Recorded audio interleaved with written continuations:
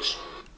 Εκδήλωση με τίτλο «Η αλληλεγγύη στηρίζει το κομπάνι» πραγματοποιήθηκε στην πλατεία του Αγίου Τίτου. Στελέχη του ΣΥΡΙΖΑ από τον νομό Ηρακλείου και πολίτες συγκέντρωσαν τρόφιμα και φάρμακα με στόχο να σταλούν στους πρόσφυγες του κομπάνι που ζουν σε αντίσκηνα στην πόλη Σουρούτ στα τουρκοσυριακά σύνορα.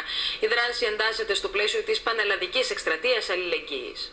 Τρόφιμα και φάρμακα συγκέντρωσαν μέλη της νεολαίας ΣΥΡΙΖΑ νομού Ηρακλείου και πολίτες στη διάρκεια εκδήλωσης αλληλεγγύης που πραγματοποιήθηκε στην πλατεία Αγίου Τίτου στο Ηράκλειο, την ώρα που οι μάχες μένονται στην πόλη Κομπάνι και τουλάχιστον 100.000 πρόσφυγες βρίσκονται συγκεντρωμένοι στην περιοχή Σουρούτς, στην νοτιοανατολική Τουρκία και ζουν μέσα σε σκηνές. Μαζεύουμε τρόφιμα και φάρμακα, φαρμακευτικά υλικά γενικότερα, για τους Κούρδους αγωνιστές και τον πληθυσμό που τους στηρίζει, ενάντια στην πολιτική των τζιχαντιστών και γενικά προσπαθούμε να στηρίξουμε, να προωθήσουμε την αλληλεγγύη. Φέραμε τρόφιμα και είναι για να δείξουμε την αλληλεγγύη μας στο κομπάνι και στους ανθρώπους που αγωνίζονται για τη χώρα, για τη ζωή τους τέλος πάντων εκεί πέρα.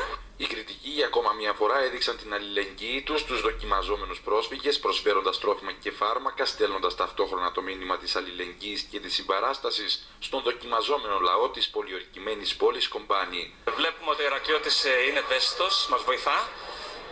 Έχουμε συγκεντρώσει, όπως βλέπετε, κάποια τρόφιμα και φάρμακα και προσδοκούμε σε μεγαλύτερη προσέλευση των Ηρακλητών.